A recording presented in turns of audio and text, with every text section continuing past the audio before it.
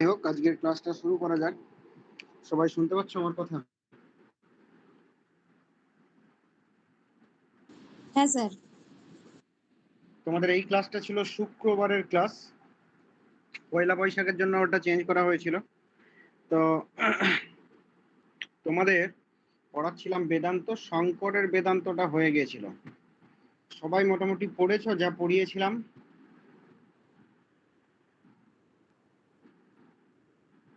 না পড়োনি?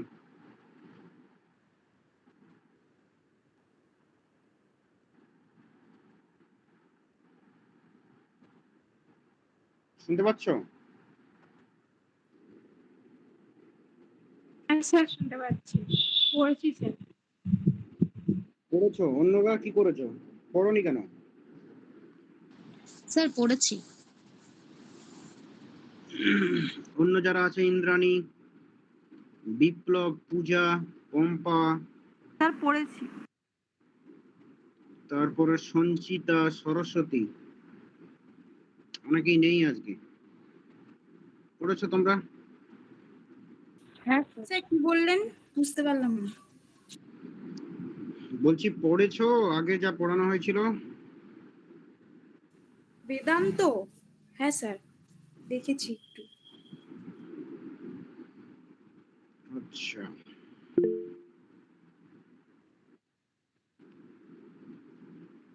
বিশ্ব পড়েছো?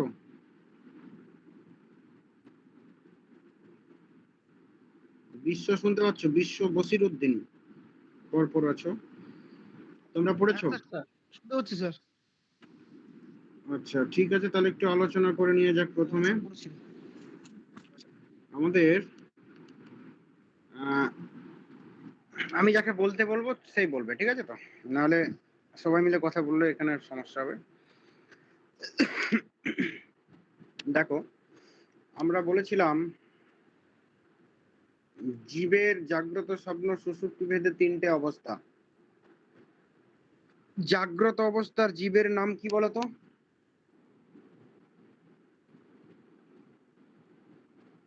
সরস্বতী বলো।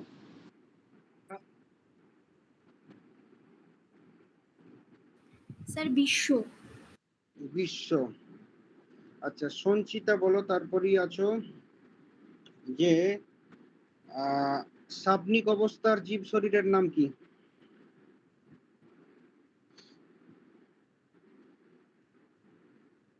সাবনিক অবস্থার বা স্বপ্নাবস্থার জীব শরীরের নাম কি?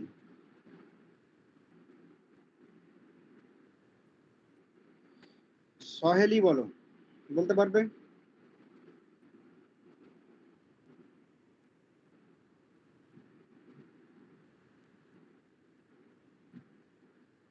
সহেলি শুনতে পাচ্ছ?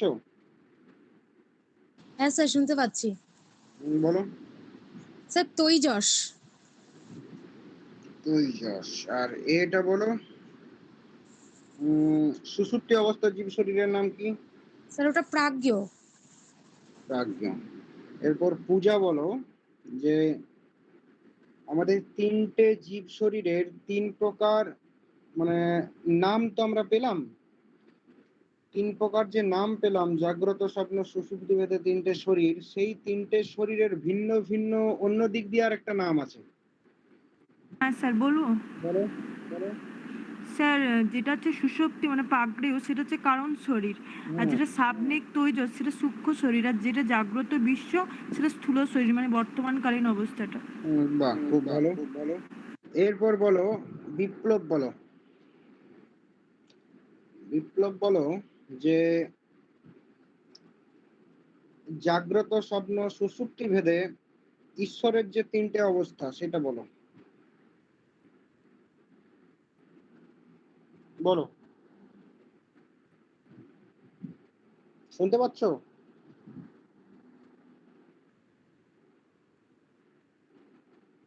বিপ্লব শুনতে পাচ্ছ না? পম্পা শুনতে পাচ্ছ? হ্যাঁ স্যার। বলো। বিরাট হিরণ্যগর্ভ ঈশ্বর। কোনটা জাগ্রত অবস্থার, কোনটা স্বাভাবিক অবস্থার, কোনটা বিরাট হচ্ছে জাগ্রত অবস্থা, হিরণ্যগর্ভ স্বপ্নিক অবস্থা।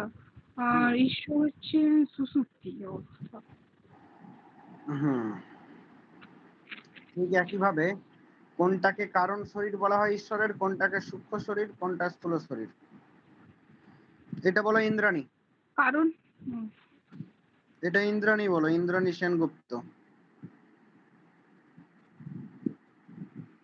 স্যার কোশ্চেনটা আরেকবার বলুন। ঈশ্বরের কোন শরীরটাকে বলা হয় কারণ শরীর, কোনটাকে বলা হচ্ছে সূক্ষ্ম শরীর, কোনটাকে স্থূল শরীর?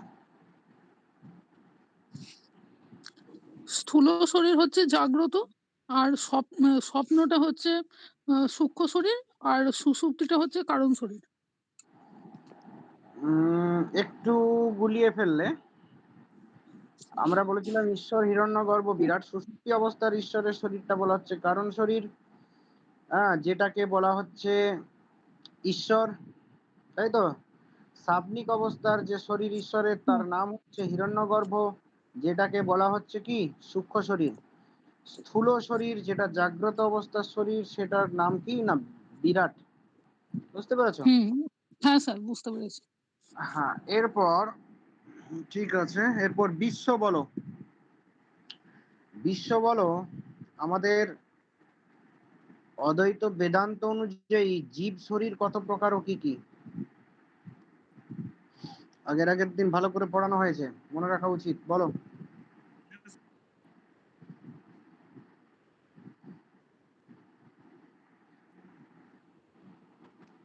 অদ্বৈত বেদান্ত অনুযায়ী জীব শরীর কত প্রকার ও কি কি?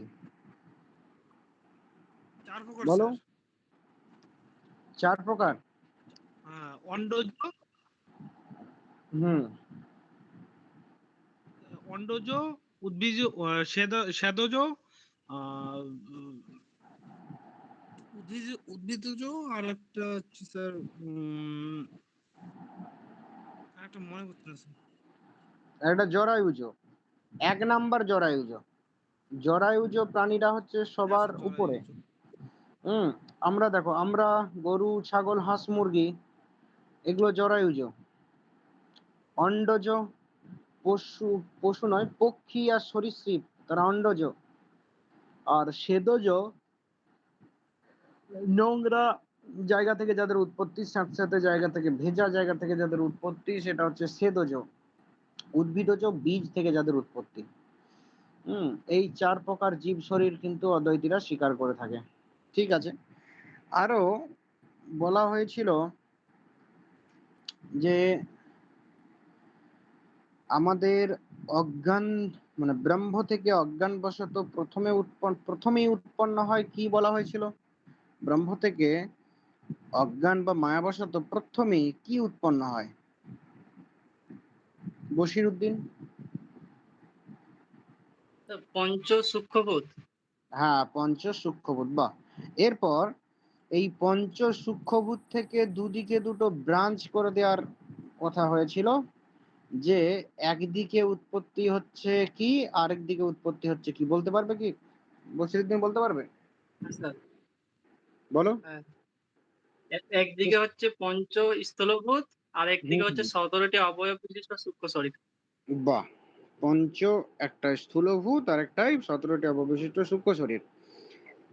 এরপর ওই যে পঞ্চ স্থূলভূত উৎপন্ন হলো, সেটা একটা প্রক্রিয়ার মাধ্যমে উৎপন্ন হয়। পঞ্চ সূক্ষ্মভূত থেকে পঞ্চ স্থূলভূত একটা প্রক্রিয়ার মাধ্যমে উৎপন্ন হয়। সেই প্রক্রিয়াটির নাম কি, কে বলতে পারবে? এরপর বলো। পঞ্চীকরণ স্যার। পঞ্চীকরণ। ঠিক আছে, কিন্তু আমি জিজ্ঞাসা করলে বলবে। তো বলো, পঞ্চীকরণটা অঙ্কনা বলতে পারবে পঞ্চীকরণ পদ্ধতিটা কি? হ্যাঁ স্যার, বলছি।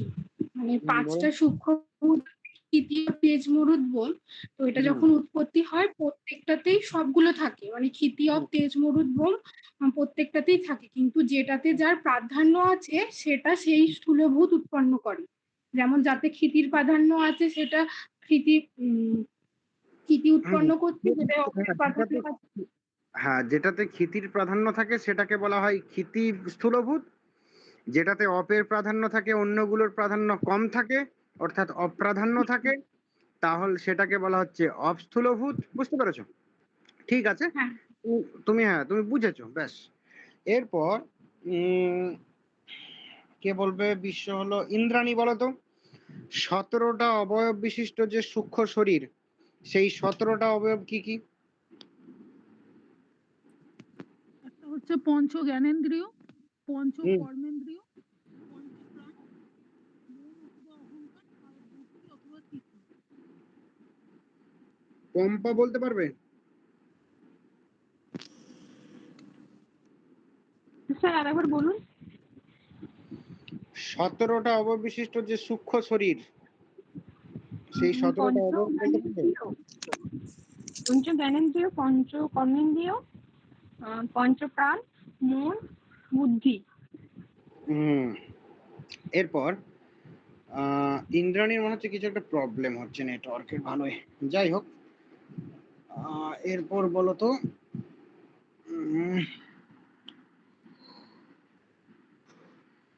বিপ্লব, তোমার কি নেটওয়ার্ক ঠিক আছে?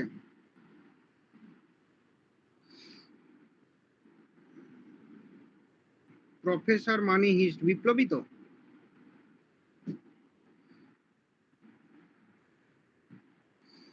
শুনতে পাচ্ছে না ও, ঠিক আছে। পূজা বলো যে বলুন। হ্যালো হ্যালো 17টা অবয়ব বিশিষ্ট যে সূক্ষ্ম শরীরের কথা বললাম আমরা, তো সেখানে পঞ্চ জ্ঞানেন্দ্রিয় কি কি, পঞ্চ কর্মেন্দ্রিয় কি কি, পঞ্চপ্রাণ কি কি বলো? পঞ্চ জ্ঞানেন্দ্রিয় হচ্ছে চক্ষু, কর্ণ, নাসিকা, জিহ্বা, ত্বক। আর পঞ্চ কর্মেন্দ্রিয় হচ্ছে বাক, পানি, পাত, পায়ু, উপস্থ। আর পঞ্চ প্রাণ হচ্ছে প্রাণ, অপান, বান, উদান আর সপান। সমান সমান। হ্যাঁ, সমান। দেখো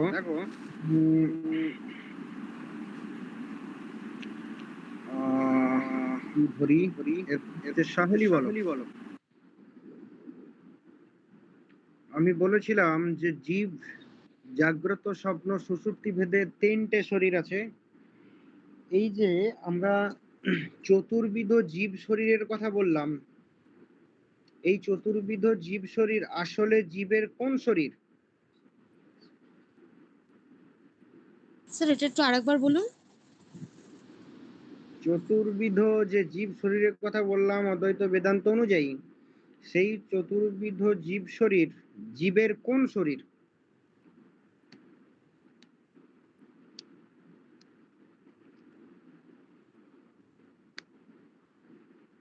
কে বলতে পারবে? পারবো, স্থূল শরীর। একদম। এরপর আমরা তো জেনেই গেলাম যে 17টা অবয়ব বিশিষ্ট যে সূক্ষ্ম শরীর, তাহলে স্থূল শরীর এবং সূক্ষ্ম শরীর পেয়ে গেলাম। এরপরে আরেকটা শরীরের কথা বলেছিলাম যেটা সুষুপ্তি অবস্থার শরীর। সেই শরীরটা কিভাবে উৎপত্তি হবে না বলেছিলাম, এটা ধরছি না, কাউকে বলে দিচ্ছি যদি কারোর অসুবিধা থাকে, যে একেবারে প্রাথমিক ক্ষণে যখন ব্রহ্ম থেকে অজ্ঞানবশত আমাদের জীবের সৃষ্টি হচ্ছে, একটি অজ্ঞান বলেছিলাম ব্রহ্মের সঙ্গে সমষ্টি অজ্ঞান বা মায়া যুক্ত হলে পরিণত হচ্ছে ঈশ্বরে, আর একটি অজ্ঞান যুক্ত হলে পরিণত হচ্ছে জীবে। ওই যে প্রাথমিক জীবের আইডেন্টিটি শুধুমাত্র, আর কিছু জীবের সূক্ষ্ম শরীর নেই, স্থূল শরীর নেই, এই যে অবস্থাটা, সেটাকে বলা হচ্ছে কারণ শরীর, প্রাজ্ঞ অবস্থা। বুঝতে পেরেছো? যাই হোক, তাহলে জীবের 3টে শরীর আমরা এখানেও পেয়ে গেলাম। এরপরে আরো প্রশ্ন আছে। আমরা বলেছিলাম যে প্রত্যেকটি শরীর এক একটা কোষ নিয়ে গঠিত। জীবের স্থূল শরীর কোন কোষ নিয়ে গঠিত? জীবের স্থূল শরীর কোন কোষ নিয়ে গঠিত? আগের দিনই আলোচনা করেছি ভালো করে, বলো।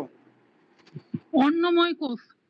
অন্নময় কোষ। অন্ন থেকে আমাদের স্থূল শরীর উৎপন্ন হয়। স্থূল শরীর যদি অন্ন বা খাবার যদি আমরা আস্তে আস্তে খেতে বন্ধ করে দিই, আমাদের এই শরীর থাকবে না। এও আস্তে আস্তে আস্তে আস্তে পাতলা হতে হতে ধ্বংস হয়ে যাবে। তো তাহলে আমাদের এই স্থূল শরীর কোন কোষ? অন্নময় কোষ। আমাদের কারণ শরীর যেটা সুষুপ্তি অবস্থার সঙ্গে তুলনীয়, যেটাকে প্রাজ্ঞ বলা হচ্ছে, সেটা কোন কোষ নিয়ে গঠিত? বলো। আনন্দময়। আনন্দময় কোষ নিয়ে গঠিত। ঠিক ঠিক। এরপরে আমাদের যে তাহলে দুটো শরীর হয়ে গেল, একটা স্থূল শরীর হয়ে গেল, একটা কারণ শরীর হয়ে গেল। বাকি রইল কি না সূক্ষ্ম শরীর। সূক্ষ্ম শরীর কি কি কোষ নিয়ে গঠিত? প্রকাশ কর। প্রাণময়, মনোময় আর বিজ্ঞানময় কোষ। প্রাণময়, মনোময় আর বিজ্ঞানময় কোষ। বিজ্ঞানময় কোষ। এরপরে একে একে বলবে। বশিরউদ্দিন বলতে পারবে? বলো প্রাণময় কোষ, আচ্ছা বিজ্ঞানময় কোষ কার সঙ্গে কার যুক্ত, মানে কার সঙ্গে কোনটা যুক্ত হয়ে বিজ্ঞানময় কোষ উৎপন্ন করে? প্রথম কথা, 17টি যে অবয়বের কথা বলা হয়েছিল, সেই 17টি অবয়ব ব্যতি রেখে আমাদের কিন্তু অন্য কোনো অঙ্গ নেই। সেই 17টি বা অন্য কোনো অবয়ব নেই। 17টি যে অবয়ব, সেখানের মধ্যে একটার সঙ্গে অপরটা যুক্ত হয়ে এক একটি কোষ উৎপন্ন করবে, সেটা আমি আগের দিন বলেছিলাম। তো আমাদের যে সূক্ষ্ম শরীর, সেটা 3টে কোষ নিয়ে গঠিত, প্রাণময়, মনোময় এবং বিজ্ঞানময়। আমি লিখিয়েও দিয়েছিলাম। তো সেই বিজ্ঞানময় কোষ কি দিয়ে উৎপত্তি হয়? স্যার বলবো?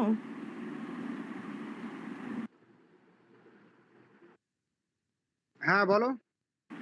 স্যার পঞ্চ জ্ঞানেন্দ্রিয় আর বুদ্ধি। পঞ্চ জ্ঞানেন্দ্রিয় আর বুদ্ধি, মানে বিজ্ঞানময় কোষটা হচ্ছে। বেশ। এরপরে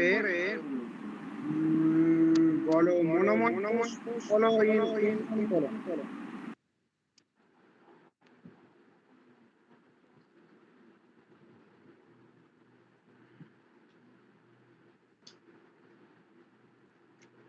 ইন্দ্রাণী বলতে পারবে মনোময় কোষ কিভাবে উৎপন্ন হয়? হ্যাঁ স্যার, পঞ্চ জ্ঞানেন্দ্রিয় আর মন। বেশ। এরপর 3 নাম্বার, আমাদের প্রাণময় কোষ কিভাবে উৎপন্ন হয়? বলবো স্যার? দাঁড়া, অন্য একজন বলো। বিশ্ব বলতে পারবে? স্যার বলবো? বলো অঙ্কনা, বলো। স্যার পঞ্চ প্রাণ আর পঞ্চ কর্মেন্দ্রিয়। পঞ্চ প্রাণ আর কর্মেন্দ্রিয়, ঠিক আছে। তাহলে দেখো, এতে তোমাদের সুবিধা হচ্ছে তো আলোচনা করাতে, যেগুলো যেগুলো আগে হয়ে যাচ্ছে।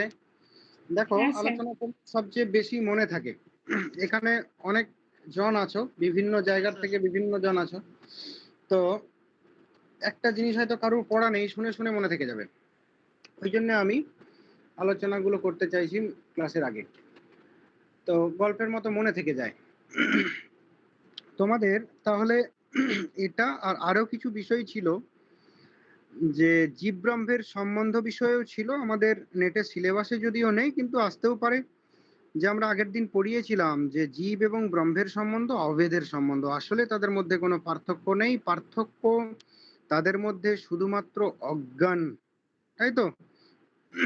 আর অন্য দিক দিয়ে কোনো পার্থক্য নেই, তারা চৈতন্য, একই সেই চৈতন্য, তাই তো? জীবাত্মা এবং পরমাত্মা সেই একই অভিন্ন আত্মা, তাই তো?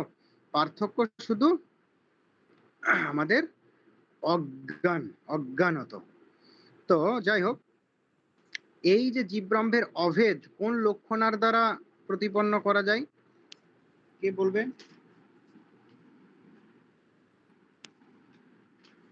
বলতে পারবে কেউ? পড়িয়েছি কিন্তু। দাঁড়াও, কে বলবো বললে? সঙ্গীতা, হ্যাঁ বলো।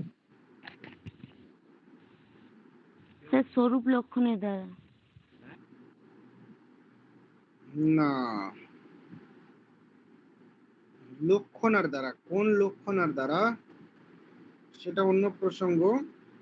কোন লক্ষণার দ্বারা জীব এবং ব্রহ্মের সম্বন্ধ যে এক, সেটা জানা যায়? আগের দিন যে এত পড়ালাম, কেউ বলতে পারবে না? স্যার জগৎ লক্ষণা স্যার। বলো, কে বলতে পারবে? স্যার জগৎ অজগৎ লক্ষণা। জহত অজহত লক্ষণা। জহত অজহত লক্ষণা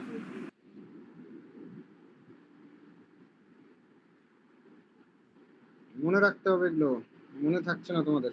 হ্যাঁ স্যার বলুন। জহত অজহত লক্ষণা কাকে বলে? স্যার যে লক্ষণে বাচ্চার থেকে কিছু অংশ গ্রহণ আর কিছু অংশ বর্জন করব। আর যে লক্ষণ আর বাচ্চার্থের কিছু অংশের গ্রহণ এবং কিছু গ্রহণ, অংশের কিছু অংশের বর্জন। করা হয় সেটা সেটাকে হচ্ছে বিরুদ্ধ। হ্যাঁ, একটা লৌকিক উদাহরণ দেখিয়েছিলাম স্বয়ং দেবদত্ত, হ্যাঁ দেবদত্ত। এই সেই দেবদত্ত, এই দেবদত্ত আর সেই দেবদত্ত, এখানে দুটো জিনিস আছে। এই দেবদত্ত মানে বর্তমান কাল বর্তমান দেশের দেবদত্ত, আর সেই দেবদত্ত মানে অতীত দেশে অতীত দেশের দেবদত্ত। এখানে এই দেবদত্ত এবং সেই দেবদত্তের মধ্যে বিরুদ্ধ অংশ কোনটা না এই আর সেই অংশ, অবিরুদ্ধ অংশ অভেদ অংশ কোনটা না দেবদত্ত অংশ। তাহলে আমাদের অবিরুদ্ধ অংশটাকে গ্রহণ আর বিরুদ্ধ অংশকে বর্জন করার কথা বলেছিলাম।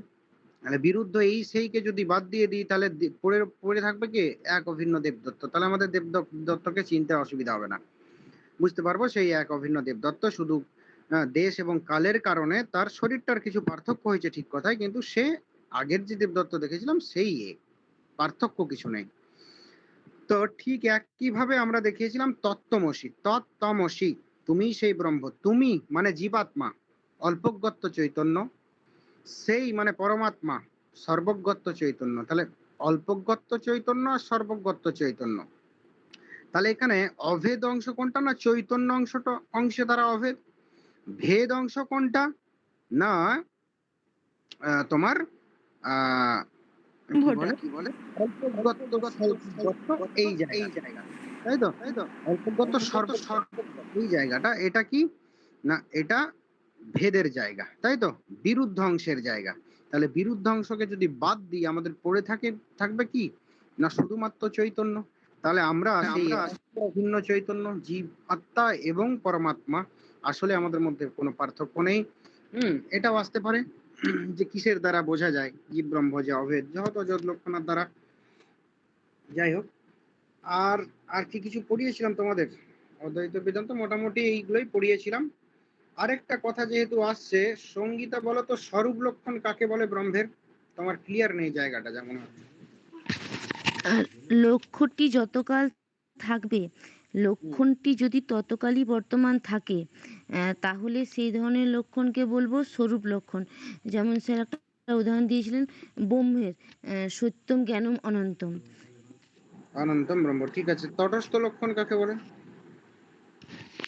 তটস্থ লক্ষণ হচ্ছে লক্ষ্যটি যতকাল থাকবে, লক্ষণটি যদি ততকাল বর্তমান না থাকে, তাহলে সেই ধরনের লক্ষণকে বলা হবে তটস্থ লক্ষণ। মানে লক্ষ্য বস্তুটা যতক্ষণ থাকবে, লক্ষণটা যদি ততকাল না থাকে, কিছুকাল যদি বর্তমান থেকে অন্যান্য অলক্ষ্য বস্তু থেকে পৃথক করে দেয় লক্ষ্য বস্তুটাকে, তাহলে সেটা হচ্ছে তটস্থ লক্ষণ। যেমন উদাহরণ দিয়েছিলেন যে ব্রহ্ম ঈশ্বরের তটস্থ লক্ষণ হচ্ছে জগৎ, মানে জগৎটা সৃষ্টি স্থিতি লয় কর্তৃত্ব করে ঈশ্বর সর্বকালে থাকছে না, জগতের সৃষ্টি স্থিতি লয় করে লয় অবস্থাতেই ঈশ্বর বর্তমান থাকছে। স্যার এই জায়গাটা একটু আমার ক্লিয়ার নেই, মানে আবার বলেছিলেন ব্রহ্মের সঙ্গে যখন সমষ্টি অজ্ঞান যুক্ত হয়। হ্যাঁ স্যার বলুন। বলো যেটা বলছিলে বলো। স্যার ব্রহ্মের সঙ্গে যখন মায়া যুক্ত হয়, তখন ব্রহ্মের মধ্যে জগতের সৃষ্টি স্থিতি লয় এটা এসে পড়ে। তাই জগতের এই সৃষ্টি স্থিতি লয়ের যে কর্তৃত্ব, এটা হচ্ছে ব্রহ্মের তটস্থ লক্ষণ। ঠিক আছে, আমরা ভালোই হয়। নির্গুণ ব্রহ্ম এবং সগুণ ব্রহ্মর কথা বলেছিলাম। নির্গুণ ব্রহ্ম সহজ কথায় মায়া বিযুক্ত রূপে যে ব্রহ্ম, বিশুদ্ধ ব্রহ্ম। আর সগুণ ব্রহ্ম কি মায়া যুক্ত রূপে যে ব্রহ্ম, তাই তো সমষ্টি অজ্ঞান যুক্ত রূপে যে ব্রহ্ম। সমষ্টি অজ্ঞান ব্যতি রেখে ব্রহ্মের মধ্যে সৃষ্টি স্থিতি লয়ের কর্তৃত্ব থাকে না। যখন সমষ্টি অজ্ঞান যুক্ত হয় ব্রহ্মের সঙ্গে, তখন তার মধ্যে ব্রহ্মের মধ্যে সৃষ্টি স্থিতি লয়ের কর্তৃত্ব, অর্থাৎ কি এই ক্ষমতাটা পাওয়ারটা এসে পড়ে। সেই পাওয়ারফুল ব্রহ্মটাকে বলা হচ্ছে সহজ কথায় সগুণ ব্রহ্ম। আর পাওয়ারলেস ব্রহ্মটাকে বলা হচ্ছে নির্গুণ ব্রহ্ম, আলটিমেট। বোঝা গেল? হ্যাঁ স্যার, হ্যাঁ স্যার, বোঝা গেছে। বেশ, এরপর অদ্বৈত বেদান্ত মোটামুটি শেষ করে দিয়েছিলাম। কোশ্চেন অ্যান্সার যেগুলো হয় যেমন ধরনের সেগুলো একটু করে নিলাম। আর একটু জায়গা আছে যেগুলো তোমাদের মোটামুটি নেটে যে ধরনের কোশ্চেন আসে, হয়তো ছোট ছোট কোশ্চেন আসে, সেগুলো আমি ভেঙে দিচ্ছি যাতে তোমাদের সুবিধা হয়, মনে রাখতে পারো। তো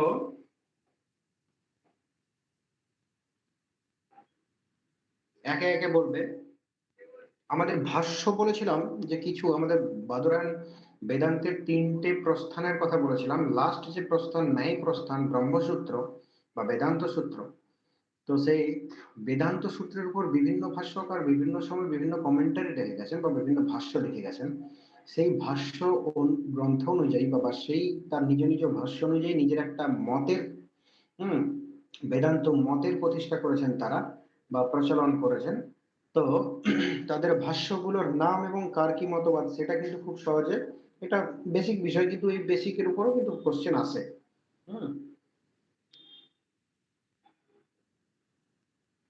পরপর বলবে। অঙ্কনা বলো, শঙ্করাচার্যের ভাষ্যটার ভাষ্য গ্রন্থের নামটা কি? শারীরিক ভাষ্য।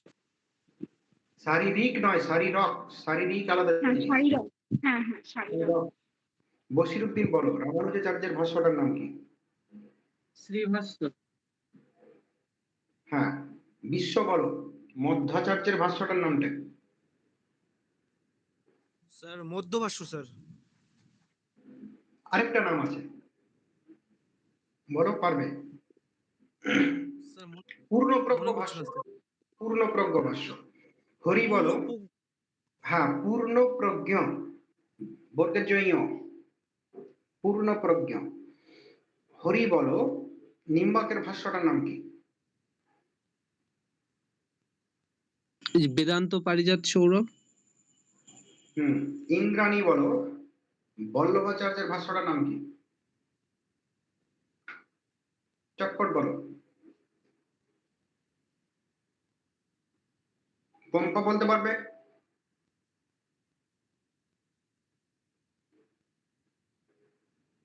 শুনতে পাচ্ছ না তোমরা? আচ্ছা, বিপ্লব বলো, বিপ্লব বলো। অনুভাষ্য। অনুভাষ্য। পূজা বলো, গোবিন্দাচার্যের ভাষ্যটার নাম কি? গোবিন্দ ভাষ্য। সাহালি বলো, শঙ্করাচার্যের রামানুজের মধ্যের মতগুলো কি কি? তাড়াতাড়ি বলো। স্যার আরেকবার বলুন। শঙ্করাচার্যের, রামানুজের এবং মধ্যের বেদান্ত মতগুলোর নাম কি? শঙ্করাচার্য হচ্ছে কেবলাদ্বৈতবাদ, রামানুজ হচ্ছে বিশিষ্টাদ্বৈতবাদ, আর মধ্বের হচ্ছে দ্বৈতবাদ। বেশ, সঞ্চিতা বলো পরের গুলো।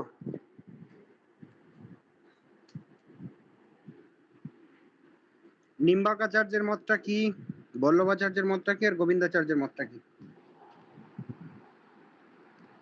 সঞ্চিতা বলো।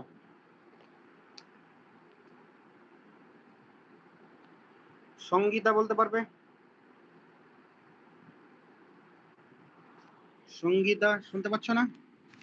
হ্যাঁ হ্যালো স্যার, নিম্বাকাচার্যের দ্বৈতাদ্বৈতবাদ আর বল্লভাচার্যের শুদ্ধাদ্বৈতবাদ এবং গোবিন্দাচার্যের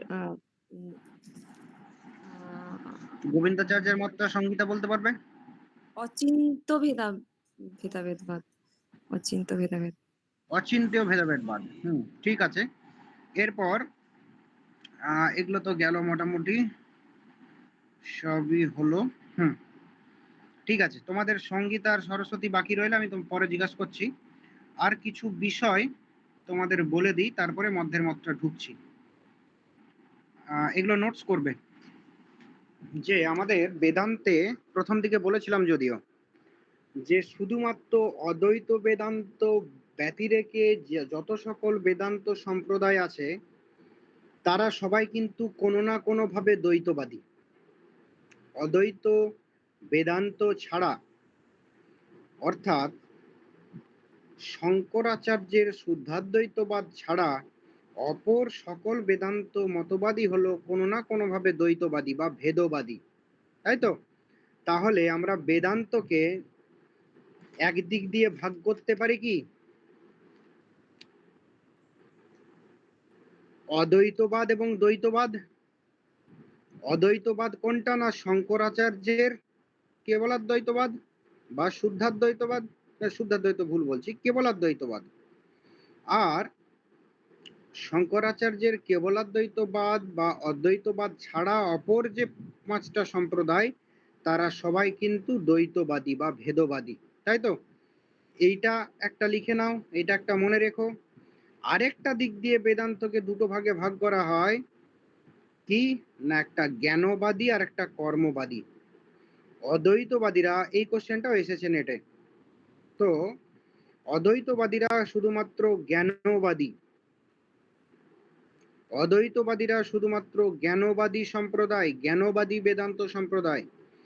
আর অদ্বৈতবাদ ব্যতিরেকে অপর যে 5টা বেদান্তের সম্প্রদায়, যেমন রামানুজাচার্যের বিশিষ্টাদ্বৈতবাদ, মধ্বাচার্যের দ্বৈতবাদ, নিম্বাকাচার্যের দ্বৈতাদ্বৈতবাদ, বল্লভাচার্যের শুদ্ধাদ্বৈতবাদ এবং গোবিন্দাচার্যের অচিন্ত ভেদাভেদবাদ, সবই কিন্তু কর্মবাদী বেদান্ত সম্প্রদায়। বোঝা গেল? তাহলে বেদান্তকে দুটো দিক দিয়ে ভাগ করলাম। একটা দিক দিয়ে বললাম কি, যে অদ্বৈত এবং দ্বৈত বা অভেদবাদী এবং ভেদবাদী। অদ্বৈতটা কি? অদ্বৈত। অদ্বৈতটা কি? অভেদবাদী। আর বাকি সব কি? দ্বৈতবাদী বা ভেদবাদী। বোঝা গেল? কোনো না কোনো ভাবে তারা ভেদকে স্বীকার করে নিয়েছে, আমরা আস্তে আস্তে অন্য সম্প্রদায়গুলো পড়তে গিয়ে দেখতে পাবো। তো আরেকটা দিক দিয়ে বললাম, কেবলমাত্র জ্ঞানবাদী সম্প্রদায় অদ্বৈতবাদী, বাকি সবাই কি? কর্মবাদী সম্প্রদায়। বোঝা গেছে? এইটুকু। তাহলে মোটামুটি অদ্বৈতবাদ শেষ। 2-3 দিন ধরে পড়াতে পড়াতে আলোচনাও করলাম, মোটামুটি অনেকেই পড়েছো। যারা পড়োনি তারা রেকর্ডিং গুলো বারবার একটু শুনে নেবে, যথেষ্ট। আর যে যে বইগুলি বলেছি সেই বইগুলি পড়বে। তো এরপর আমরা শুরু করছি বিশিষ্টাদ্বৈতবাদ। বুঝতে পেরেছো? বিশিষ্টাদ্বৈতবাদে কি কি সিলেবাস আছে আমি একটু দেখে নিই তোমাদের বলো। হ্যাঁ, তোমাদের কারো কিছু প্রশ্ন থাকলে বলো, অদ্বৈত থেকে কার যার যা প্রশ্ন এখন করতে পারো। এরপর আমরা বিশিষ্টাদ্বৈতবাদ। হ্যাঁ হ্যাঁ স্যার, আমি বলো। বলছিলাম স্যার, ওই প্রস্থানের ব্যাপারটা স্যার, বেদান্ত প্রস্থান, স্মৃতি প্রস্থান আর ন্যায় প্রস্থান, এটা ওই শ্রুতি জায়গাটা স্যার, স্মৃতি এবং প্রস্থানগুলো ন্যায়। কি আর মানে এদের। হ্যাঁ, কিটা বলো?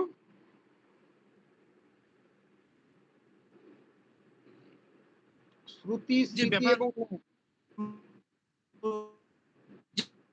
আচ্ছা, প্রস্থানের জায়গাটা আমি আরেকবার বলে দিচ্ছি তোমাদের।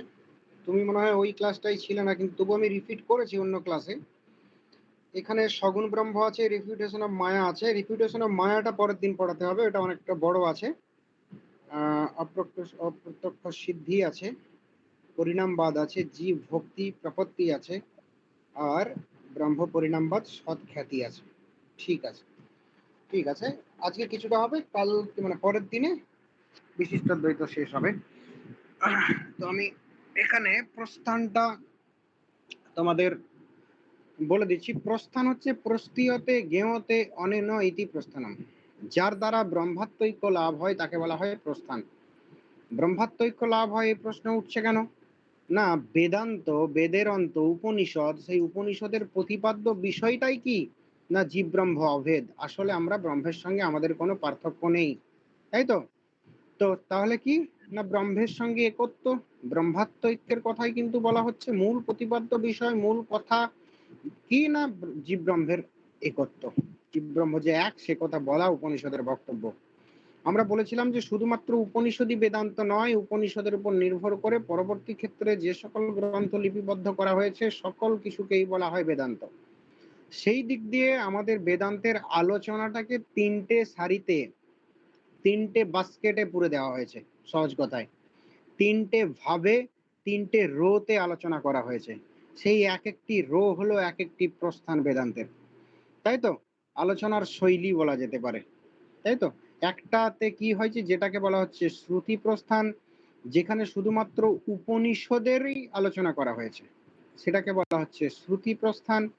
স্মৃতি প্রস্থান না উপনিষদের উপর নির্ভর করে যে সকল গ্রন্থ পরবর্তী ক্ষেত্রে লিপিবদ্ধ হয়েছে সেই সকল গ্রন্থকে নিয়ে একটা আলোচনা করা হয়েছে একটা স্তরে, সেটাকে বলা হচ্ছে স্মৃতি প্রস্থান।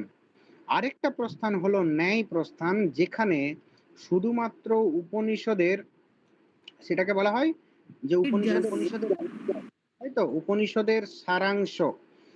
হ্যাঁ, তো কিন্তু উপনিষদের নির্যাস বা সার, এই শুধুমাত্র এই ক্ষুদ্র অর্থে নিলে হবে না। ন্যায় প্রস্থানের অন্তর্ভুক্ত বাদরায়ণ বা বেদব্যাস ব্রহ্মসূত্র নামক এক প্রকার যে গ্রন্থ রচনা করেছিলেন, সেই গ্রন্থটি ন্যায় প্রস্থানের অন্তর্ভুক্ত। তো এখানে তিনি শুধুমাত্র উপনিষদের নির্যাসটাকেই লিপিবদ্ধ করেননি, সেখানে তিনি লিপিবদ্ধ করেছেন উপনিষদের কোন জ্ঞানটাকে আমরা মানব, কোনটাকে মানব না, কেন মানব কেন মানব না, এই বিষয়ে বিচারও তিনি করেছেন বা ন্যায়ও তিনি করেছেন। তাই তো, সেই জন্য এই বাদরায়ণ বা বেদব্যাসের লিখিত 555টি সূত্রে যে ব্রহ্মসূত্র বা বেদান্ত সূত্র, সেটাকে ন্যায় প্রস্থান বলা হয়। বোঝা গেছে প্রস্থানের জায়গাটা? তো এই তিনটি প্রস্থানের বিষয়। এরপর কি শ্রুতি প্রস্থানের অন্তর্ভুক্ত কি যত উপনিষদ আছে। স্মৃতি প্রস্থানের অন্তর্ভুক্ত কোনগুলো না, উপনিষদের উপর নির্ভর করে যত সকল গ্রন্থ আছে, শ্রীমদ্ ভগবদ গীতা, রামায়ণ মহাভারত, মনুসংহিতা, যাজ্ঞবল্ক্য সংহিতা, কৌটিল্যের অর্থশাস্ত্র, পুরাণ ইত্যাদি সকল কিছু কিন্তু স্মৃতি শাস্ত্রের অন্তর্ভুক্ত, স্মৃতি প্রস্থানের অন্তর্ভুক্ত। আর বাদরায়ণ বা বেদব্যাসের ব্রহ্মসূত্র শুধুমাত্র ন্যায় প্রস্থানের অন্তর্ভুক্ত। হয়েছে? বোঝা গেছে নিশ্চয়ই? স্যার প্রস্থান কি বোঝা গেছে তো? তোমার হ্যাঁ, স্যার। নেটওয়ার্ক একটু প্রবলেম হচ্ছে, শুনতে পাচ্ছি না, বিশ্বর কথা শোনা যাচ্ছে না ঠিকঠাক। ঠিক আছে, তোমার যদি কোনো থাকে, তোমার নেটওয়ার্ক যখন ভালো থাকবে তুমি করবে, বা এখন খাতায় লিখে রাখো, যে কোনো টাইম আমাকে করতে পারো, বা যদি কারোর কিছু অসুবিধা হয় গ্রুপে লিখে দিতে পারো। পড়তে পড়তে ধরো কোনো কোশ্চেন পেলে সেই জায়গায় গ্রুপে লিখে দিতে পারো, পরের দিন সেই বিষয়ে আলোচনা করে নেওয়া যাবে, যা খুশি। এরপর আমরা শুরু করছি রামানুজাচার্যের বিশিষ্টাদ্বৈতবাদ। দেখো, আমরা একটা কথা, যে শঙ্করের যে অদ্বৈতবাদ, সেখানেও আমরা বলেছিলাম, মানে সেখানেও অদ্বৈতের কথা বলা হয়েছে। অদ্বৈত মানে নদ্বৈত, যেখানে ব্রহ্ম ছাড়া অপর কোনো বস্তু নেই, সৎ বা সত্য বস্তু নেই, ব্রহ্ম একমাত্র সৎ বা সত্য বস্তু। হ্যাঁ, ব্রহ্ম ব্যতিরিকে অন্য কোনো সৎ বা সত্য বস্তু নেই, এটা মূল কথা ছিল। তাহলে সবকিছুই ব্রহ্ম, ব্রহ্মই সবকিছু, এটাই অদ্বৈতবাদের মূল কথা। তাহলে আমরা সবাই ব্রহ্ম, ব্রহ্মের বাইরে কিছু নয়, তাই তো? সেই জন্য অদ্বৈত বেদান্তে বলা হয়েছিল ব্রহ্ম ত্রিবিধ ভেদ শূন্য, স্বজাতীয়, বিজাতীয় এবং স্বগত ভেদ শূন্য ব্রহ্ম। তার জন্য বলা হয়েছিল একম এবার দ্বিতীয়াম। এখানে রামানুজাচার্যের যে ব্রহ্ম, সেই ব্রহ্ম কিন্তু তার যে মতবাদ, সেই মতবাদও কিন্তু অদ্বৈত। তার যে ব্রহ্ম, সেই ব্রহ্মও কিন্তু অদ্বৈত ব্রহ্ম। বুঝতে পেরেছ? তার মতেও ব্রহ্মই জগৎ, জীব জগতের একমাত্র কারণ। বুঝতে পেরেছ? অর্থাৎ ব্রহ্মই সকল কিছু, সকল কিছুই ব্রহ্ম, সেটা রামানুজাচার্যের মত। কিন্তু তথাপি রামানুজাচার্যের মতটাকে বিশিষ্ট অদ্বৈত কেন বলা হচ্ছে, শুধু অদ্বৈত কেন বলা হলো না, এই নিয়ে একটা প্রশ্ন। তো কেউ কি কিছু বলতে পারবে? কারো কারো হয়তো জানতেও পারো কেউ প্রশ্নের উত্তরটা, যদি পারো তো আমাকে বলো, তারপর আমি অবশ্যই বলবো রামানুজাচার্যের মতটাকে কেন বিশিষ্ট অদ্বৈত বলা হচ্ছে। বলতে পারবে না কেউ?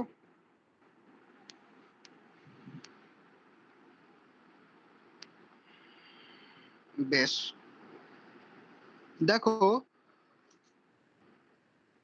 রামানুজাচার্য কিন্তু শঙ্করের মতোই বলেছেন কি, নাই ব্রহ্মই হচ্ছে জীবজগতের মূল, ব্রহ্মই সকল কিছুর কারণ, তাই তো? কিন্তু শঙ্করের সঙ্গে রামানুজের কিছু অল্প একটু পার্থক্য আছে। শঙ্করাচার্য বলেছিলেন ব্রহ্মের ত্রিবিধ ভেদ শূন্যতার কথা, ব্রহ্ম স্বজাতীয়, বিজাতীয় এবং স্বগত ভেদ শূন্য, এরকম কথা বলা হয়েছিল। কিন্তু রামানুজাচার্য তিনিও মানছেন যে এই ব্রহ্মই জীবজগতের সকল কিছুর কারণ, এই ব্রহ্ম থেকেই জীব জগৎ এবং জড় জগৎ দুটোরই উৎপত্তি। তাহলে কি সবই ব্রহ্ম, ব্রহ্মের বাইরে অপর আর কিছু নেই? কিন্তু তথাপি তিনি ব্রহ্মের স্বগত ভেদ স্বীকার করে নিয়েছেন। তার জন্য তার অদ্বৈতটাকে বিশিষ্ট অদ্বৈত বা ভাঙা অদ্বৈত, বিশেষণযুক্ত অদ্বৈত বলা হচ্ছে, তাই তো? তো কেমন না, তিনি ব্রহ্মের দুটো পার্ট বা অংশ স্বীকার করে নিয়েছেন। ব্রহ্মের একটা চিত অংশ আর একটা অচিত অংশ। তিনি বলছেন একটা বৃত্ত তোমরা লিখো, বৃত্ত লিখে একটা বৃত্তটাকে সমান দুভাগে মাঝামাঝি কেটে দাও। যেমন ওই পঞ্চীকরণ পদ্ধতিতে এক একটা বৃত্ত লিখেছিলে, মাঝামাঝি কেটে একদিকটাই অফ লিখেছিলে, একদিকটাই অপর চারটে। এই অপর চারটে যেরকম কেটেছিলে সেটা কাটার দরকার নেই, শুধুমাত্র একটা বৃত্ত লিখো এবং বৃত্তটাকে সমান দুভাগে ভাগ করে দাও মাঝামাঝি। একদিকে লিখো চিত, আরেকদিকে লিখো অচিত। হয়েছে? একদিকে চিত, আরেকদিকে অচিত। চিত এবং অচিত। হ্যাঁ বলো, আরেকবার বলো, কি বললে? চিত এবং অচিত। হ্যাঁ, চিত চয়রস্বই খন্দত্ব, আর অচয়রস্বই খন্দত্ব অচিত।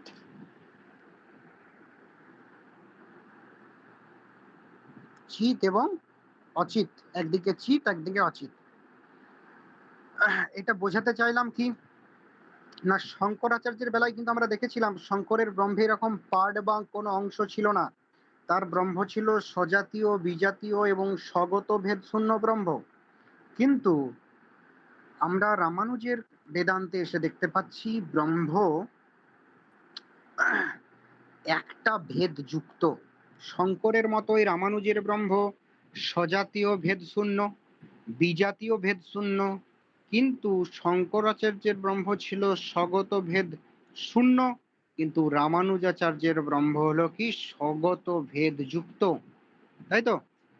কেন স্বগত ভেদ যুক্ত আর কেন অন্যান্য গুলো শূন্য, সব বলে দিচ্ছি পরপর, যতটা পারবে নোট ডাউন করবে। যে শঙ্করের ব্রহ্মের স্বজাতীয় মানে ওই ব্রহ্মের সমান শক্তিশালী, সমান পাওয়ারফুল অপর কোনো ব্রহ্ম নাই, ব্রহ্ম একটাই। তার জন্য স্বজাতীয় ভেদ শূন্য।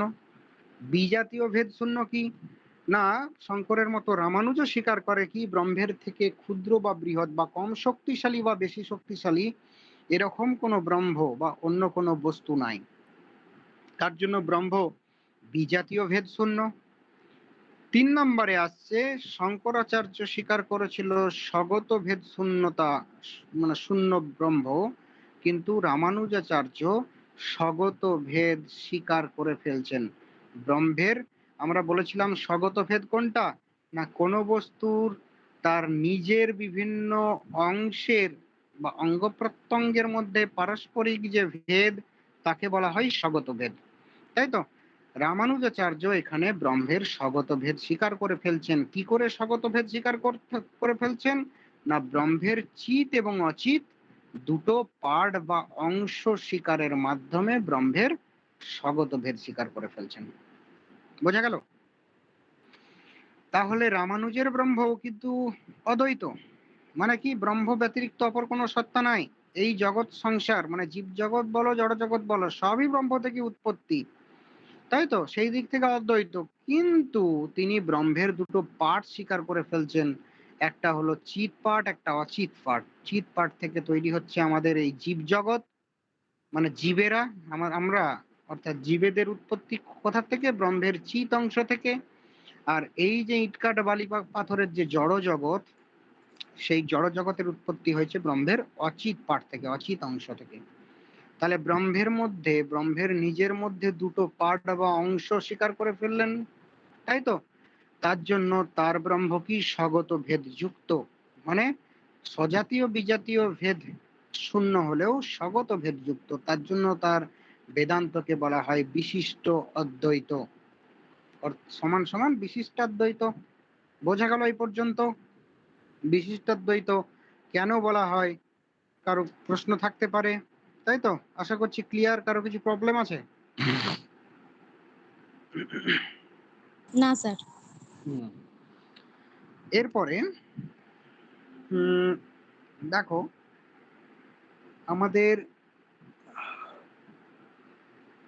শঙ্করাচার্য স্বীকার করেছিলেন কি? ব্রহ্ম বিবর্তবাদ। রামানুজাচার্য কি স্বীকার করবেন?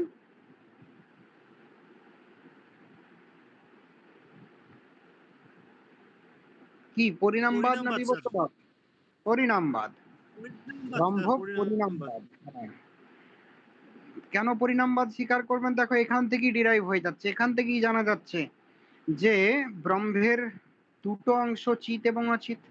তিনি বলছেন ব্রহ্মের চিৎ অংশ থেকে জীব জগতের উৎপত্তি, ব্রহ্মের অচিৎ অংশ থেকে জড় জগতের উৎপত্তি।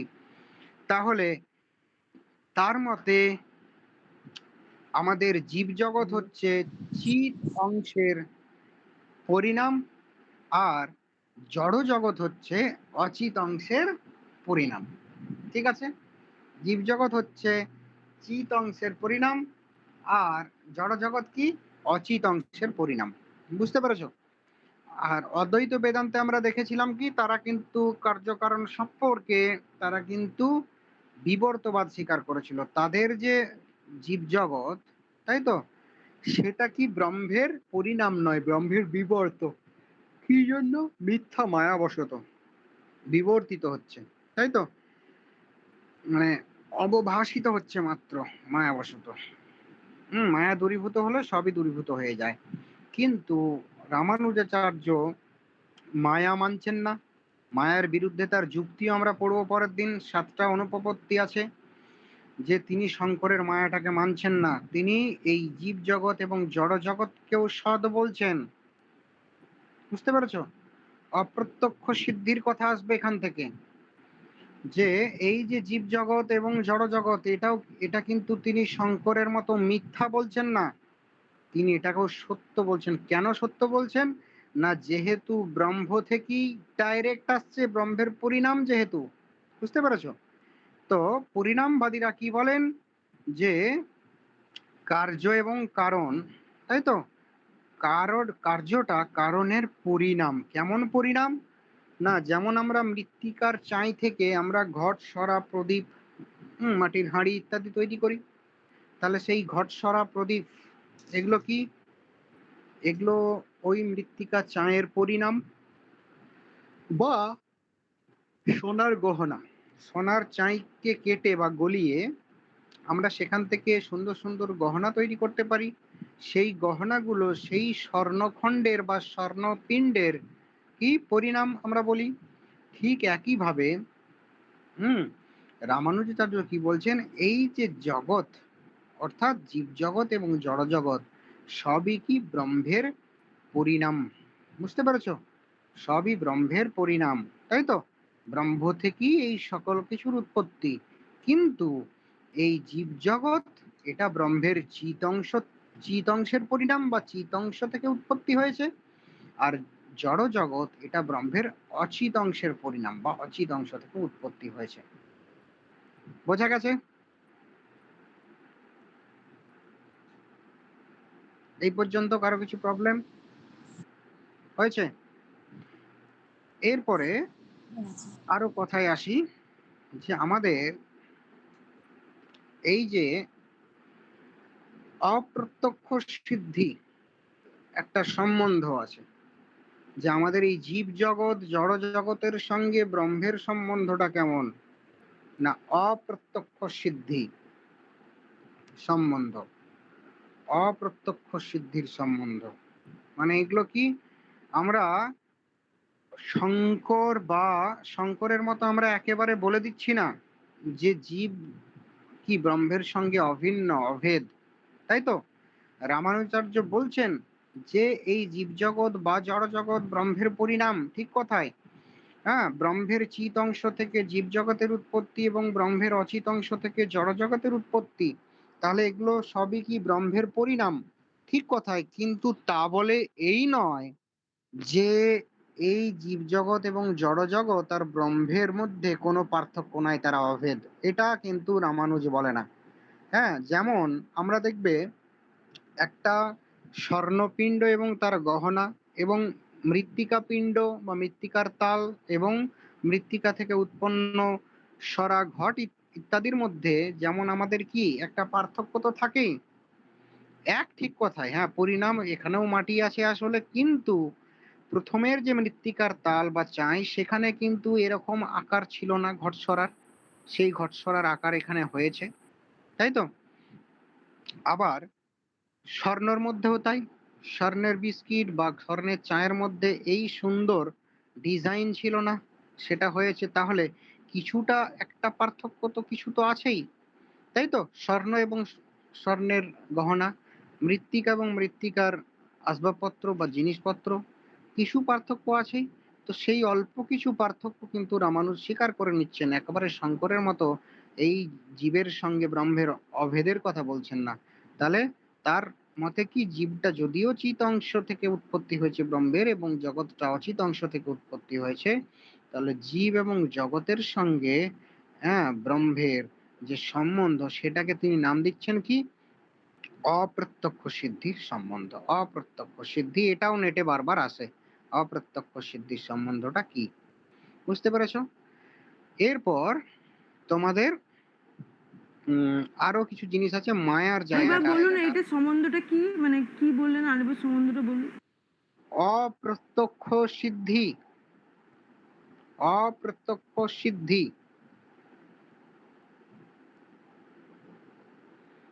অপ্রত্যক্ষ সিদ্ধি হয়েছে। এটা আরেকবার বলতে বলছি, মানে কি এটা? এটা হলো জীব জগৎ এবং ব্রহ্মের যে সম্বন্ধ। আমরা বললাম কি, জীবটা ব্রহ্মের চিত অংশ থেকে উৎপত্তি, অচিত অংশ থেকে উৎপত্তি জড় জগৎ। হ্যাঁ, এবং সেই দিক দিয়ে আমরা বললাম যে ব্রহ্ম থেকেই তো সকল কিছুর উৎপত্তি, তাই তো? জড় জগৎ ব্রহ্ম থেকে, জীব জগৎ ব্রহ্ম থেকে, তাহলে সেই দিক থেকে অদ্বৈত, ঠিক কথা। কিন্তু এরকম কিন্তু নয় যে অদ্বৈতের মতো বলা হচ্ছে এই জীব জগতের সঙ্গে ব্রহ্মের সম্বন্ধটা অভেদের সম্বন্ধ, সেটা কিন্তু রামানুজের ফিলোসফিতে বলা হচ্ছে না। রামানুজের বলা হচ্ছে যে যদিও ব্রহ্মের পরিণামে এই জীব জগৎ এবং জড় জগৎ সবই ব্রহ্মেরই পরিণাম, হ্যাঁ, ব্রহ্মের চিত অংশের পরিণাম জীব জগৎ এবং অচিত অংশের পরিণাম জড় জগৎ, কিন্তু তথাপি এদের মধ্যেও কিন্তু পার্থক্য কিছু হলেও বর্তমান। ঠিক যেমন পার্থক্য মৃত্তিকা চাই বা মৃত্তিকা পিণ্ড এবং মৃত্তিকা থেকে উৎপন্ন যে ঘটসরা ইত্যাদি আসবাবপত্র পদার্থ, তাদের কিছু অন্তত পার্থক্য তো থাকে। স্বর্ণ চাই এবং স্বর্ণের গহনার মধ্যে কিছু তো পার্থক্য থাকে, সেই পার্থক্যটা কিন্তু স্বীকার করছেন অল্প হলেও। তো সেই যে জীব জগৎ এবং তার সঙ্গে ব্রহ্মের যে সম্বন্ধ, সেই সম্বন্ধটাকে বলা হচ্ছে কি, অপ্রত্যক্ষ সিদ্ধি, অপ্রত্যক্ষ সিদ্ধি, অপ্রত্যক্ষ সিদ্ধি, বুঝতে পেরেছো? এটা কিন্তু নেটে অনেকবার এসেছে, তাই তো? এরপরে দেখো, তোমাদের নেটের সিলেবাসে আছে যেগুলো মোটামুটি তোমাদের ওভারঅল একটা বলা হলো, এরপর অল্প গল্প করে ধরে ধরে বলতে হবে, যে জায়গাগুলো নেটে পড়ে সেগুলোই আমি জোর দেবো, এগুলো অত ডিটেলসে খুব একটা লাগবে না, মূল কনসেপ্ট হলেই হবে। তো তোমাদের জীব জগৎ ব্রহ্মের কনসেপ্ট আছে, তাহলে মোটামুটি অতি সংক্ষেপে হলেও জীব জগৎ ব্রহ্মের মোটামুটি, হ্যাঁ, রামানুজের জেনে গেলে আরো কিছু ব্যাপার এখানে বলতে হবে ব্রহ্ম প্রসঙ্গে। তাহলে রামানুজের ব্রহ্ম কেমন ব্রহ্ম না, শঙ্করের মতো ত্রিবিধ ভেদ শূন্য ব্রহ্ম নয়, তাই তো? রামানুজাচার্য কোন ভেদ স্বীকার করেছেন বলো, কে বলতে পারবে, এবং কেন স্বীকার করেছেন? স্বগত ভেদ। বলো কেন স্বীকার করেছেন? কারণ হচ্ছে তিনি হচ্ছে কি যে মানে স্বগত তিনি হচ্ছে মানে এই যে মানে মৃত্তিকার মানে একটা ইয়ে থেকে যেমন মৃত্তিকা থেকে যে ঘর তৈরি হচ্ছে, তো সেটা যে একটা মানে মানে তার যে একটা মানে শেপ মানে ঘটের যে ঘরটা যে ইয়ে হচ্ছে ওটার যে ওইখানে যে মৃত্তিকা থেকে যে যে চাই থেকে যে যে ঘর তৈরি হচ্ছে ওখানে পার্থক্যটাই তিনি বা স্বর্ণ চাই থেকে যে গহনা তৈরি হচ্ছে এখানেই তিনি পার্থক্যটা দেখিয়েছেন। না হলো না। তাহলে কি চিৎ আর অচিতের ব্যাপারটা স্যার বলো, কে বলবে? সাহালি বলো। হ্যাঁ বলছি, কারণ তিনি ব্রহ্মের চিত ও অচিত দুটো অংশভেদে তিনি স্বীকার করেছেন, সেই জন্যই তার তার মতবাদটা হচ্ছে বিশিষ্টাদ্বৈতবাদ। হ্যাঁ, দুটো অংশ স্বীকার করে ফেলেছেন। হ্যাঁ, তার জন্য তিনি কি অংশ মানে কি স্বগত ভেদ, ব্রহ্মের স্বগত ভেদ স্বীকার করে ফেলেছেন। তাহলে শঙ্কর ত্রিবিধ ভেদ শূন্য ব্রহ্মের কথা বলেছিল, স্বজাতীয় বিজাতীয় এবং স্বগত ভেদ শূন্যতার কথা বলেছিল শঙ্কর তার ব্রহ্মে, কিন্তু রামানুজ স্বজাতীয় এবং বিজাতীয় ভেদ, তাই তো, তিনি স্বীকার না করলেও তিনি কি স্বীকার করে ফেলছেন? স্বগত ভেদ স্বীকার করে ফেলছেন। বোঝা গেল? একটু মিস্টেক হয়ে গেছে, এটাই বলি। হলো, এটা একটু পূজা দেখে নেবে। তো তাহলে মোট কথা দেখো, আমাদের অনেক কিছু বিষয় আছে, আমরা প্রত্যেকটা আর আরেকটা ক্লাসে আদার্স গুলো যেগুলো আছে, আর একটা ক্লাসে বা দুটো ক্লাসে মানে এই বিশিষ্টাদ্বৈত হয়ে গেলে আদার্স গুলো সব বলে দেব, এবং ওখানে তোমাদের কোন কোন খ্যাতিবাদ কে স্বীকার করে, হ্যাঁ, বা প্রামাণ্যবাদের দিক দিয়ে বা তোমার কে কটা প্রমাণ স্বীকার করে, টোটাল তোমাদের একটা জিস্ট আকারে তোমাদের পড়িয়ে দেবো, অসুবিধা নেই। হ্যাঁ, মোটামুটি অদ্বৈতটা যদি ঠিকঠাক ভাবে জানো, অন্যান্য গুলো জানতে খুব সুবিধা হয়ে যাবে। তো যাই হোক, তাহলে রামানুজের ব্রহ্ম কি না, তার বিশিষ্টাদ্বৈত যে ব্রহ্ম, সেই ব্রহ্মের মোটামুটি মূল কনসেপ্টটা পাওয়া গেল। এরপর আরেকটা কথা দেখো, আমি এই বিশিষ্টাদ্বৈতবাদ পড়ানোর আগে দুটো কনসেপ্ট আমি বলেছিলাম, তারপর এটা শুরু করেছিলাম। সবেরই কারণ আছে যে বিশিষ্টাদ্বৈত পড়ার আগে ওগুলো জেনে তোমাকে এখানে ঢুকতে হবে। বলেছিলাম দেখো যে অদ্বৈতবাদ ব্যতি রেখে অপর সকল বেদান্তীদেরকে বলা হয় ভেদবাদী বা দ্বৈতবাদী। তাহলে রামানুজাচার্য একজন ভেদবাদী বা দ্বৈতবাদী কেন? আমি বলেছিলাম যে ভেদবাদী বা দ্বৈতবাদী মানে যারা কোনো না কোনো ভাবে ভেদকে স্বীকার করে ফেলেছে, কোনো না কোনো ভাবে ভেদকে স্বীকার করেছে। মানে দ্বৈত সত্তা স্বীকার করা হয়েছে, ভেদ স্বীকার করা মানে কি দ্বৈত সত্তা।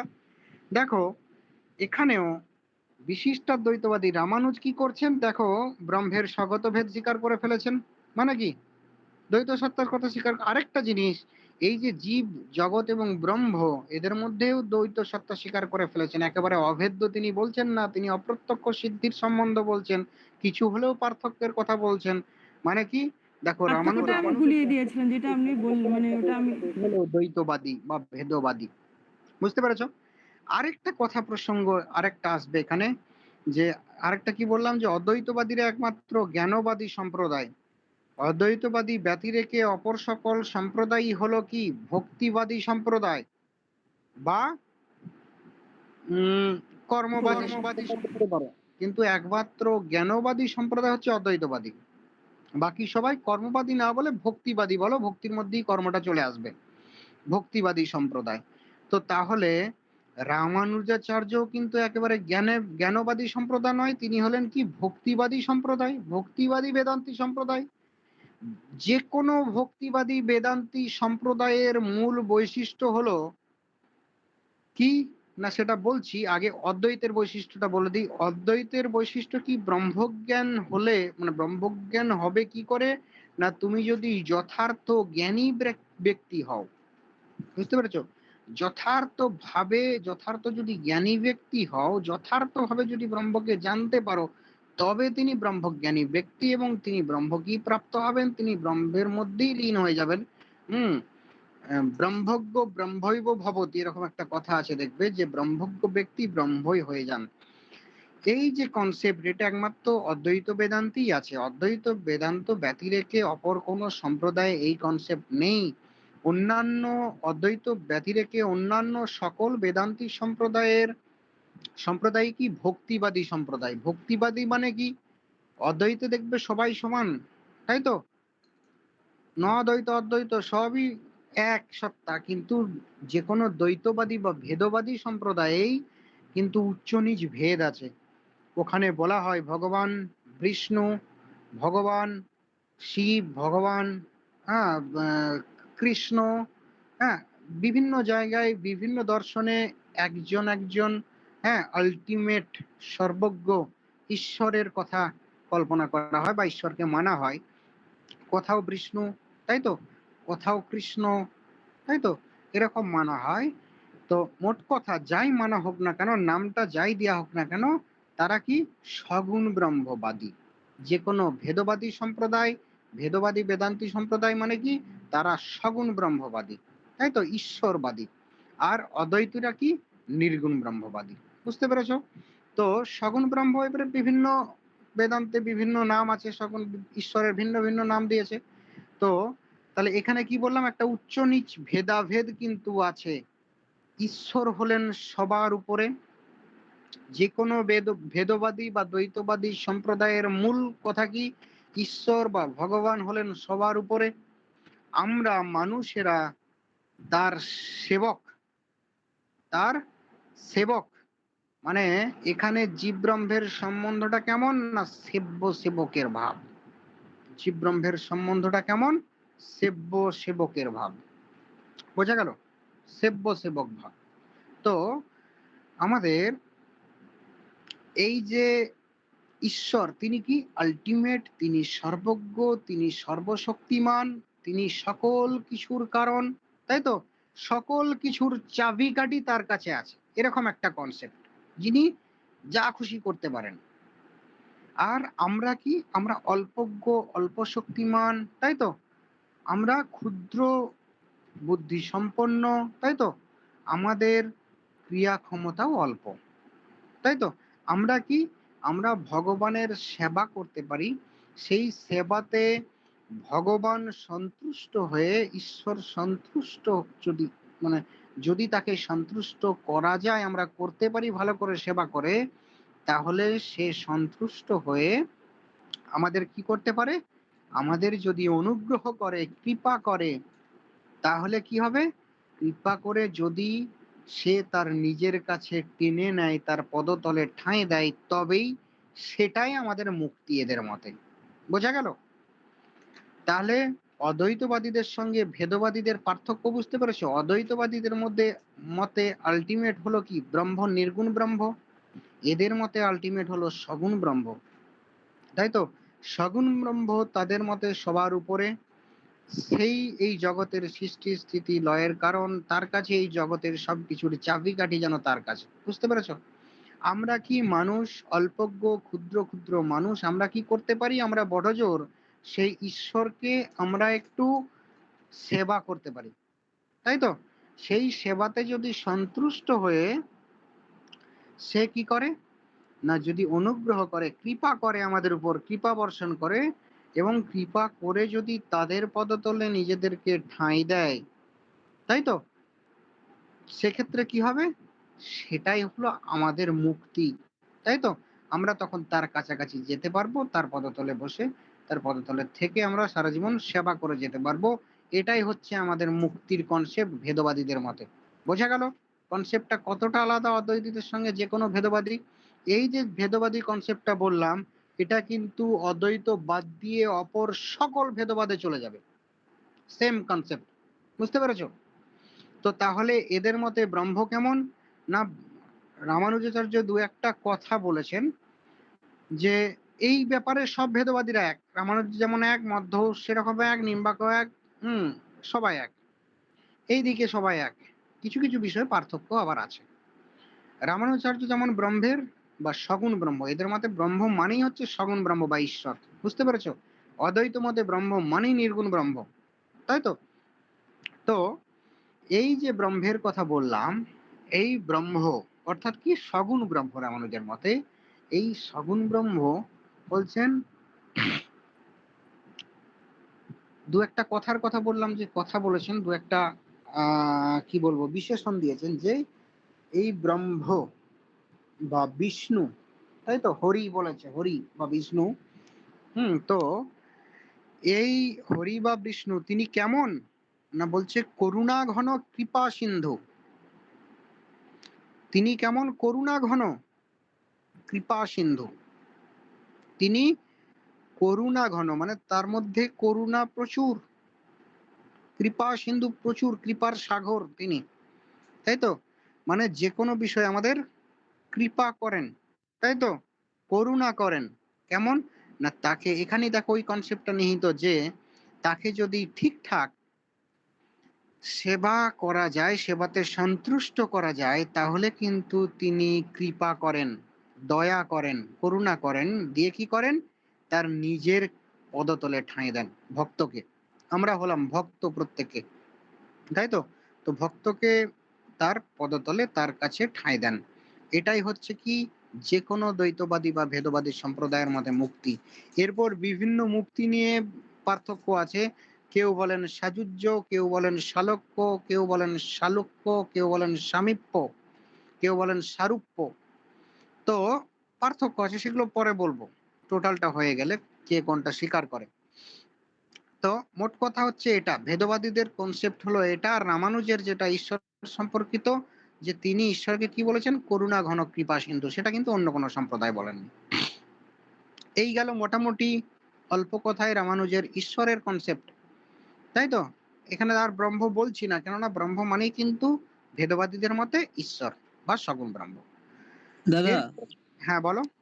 এই সিকোয়েন্সটা একটু বলবে? সাযুজ্য, শালুক্য, সামীপ্য, সারূপ্য, আর মানে একের পর এক যে এটা আছে, এটা যদি একটু বলো। হ্যাঁ বলে দিচ্ছি, দাঁড়াও।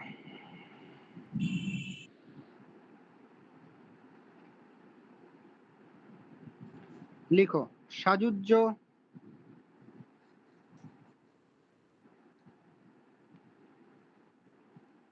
সামীপ্য,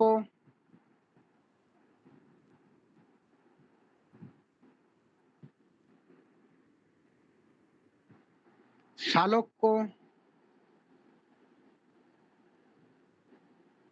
আর সারূপ্য, চারটে। হ্যাঁ ঠিক আছে। এরপরে মোটামুটি আমরা রামানুজের ঈশ্বর সম্পর্কে দেখলাম।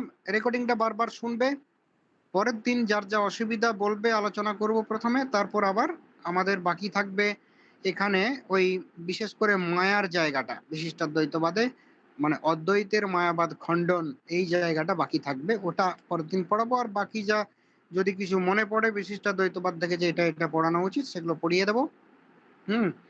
মোটামুটি তোমাদের বিশিষ্টাদ্বৈতবাদ কাকে বলে, তার যে ব্রহ্মের কনসেপ্ট, হ্যাঁ, অপ্রত্যক্ষ সিদ্ধি, পরিণামবাদ, হ্যাঁ, জীব জগতের কনসেপ্টটা মোটামুটি হয়ে গেল। ঠিক আছে, এই পর্যন্তই তাহলে আজকে। বারবার রেকর্ডিংটা দেখো, রেকর্ডিং দিয়ে দেবো আমি রাত্রের দিকে বা কালকে সকালের মধ্যে দিয়ে দেবো, যেমন গ্রুপে দিয়ে দিই। ঠিক আছে, কারো কিছু অসুবিধা এই পর্যন্ত থাকলে বলতে পারো।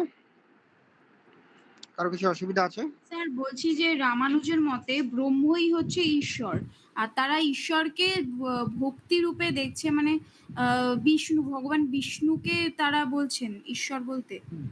হ্যাঁ, কি বুঝিয়েছে? যে কোনো ভেদবাদী সম্প্রদায়, জেনে রাখো, যে কোনো ভেদবাদী সম্প্রদায়, হ্যাঁ, সম্প্রদায়ের মতেই কিন্তু কি না, ব্রহ্ম মানে ঈশ্বর। যে কোনো ভেদবাদী বা দ্বৈতবাদী সম্প্রদায় সগুণ ব্রহ্ম কি স্বীকার করেন, নির্গুণ ব্রহ্ম স্বীকার করে না, মানে না তারা। বুঝতে পেরেছো, সগুণ ব্রহ্ম মানে কি ঈশ্বর। এরপর সগুণ ব্রহ্ম বিভিন্ন সম্প্রদায় বিভিন্ন, সগুণ ব্রহ্ম বা ঈশ্বর, ঈশ্বরের তো বিভিন্ন সম্প্রদায়, বিভিন্ন দেশ প্রদেশ ভেদে বিভিন্ন নাম। বুঝতে পেরেছো, কেউ বলে বিষ্ণু, কেউ বলে কৃষ্ণ, তাই তো, কেউ অন্য কিছু বলে। তো যাই হোক, কনসেপ্ট এক, নামগুলো ভিন্ন ভিন্ন, আর কিছু নয়, নিজের নিজের পছন্দ মতো নাম দিয়েছে, এই হচ্ছে ব্যাপার।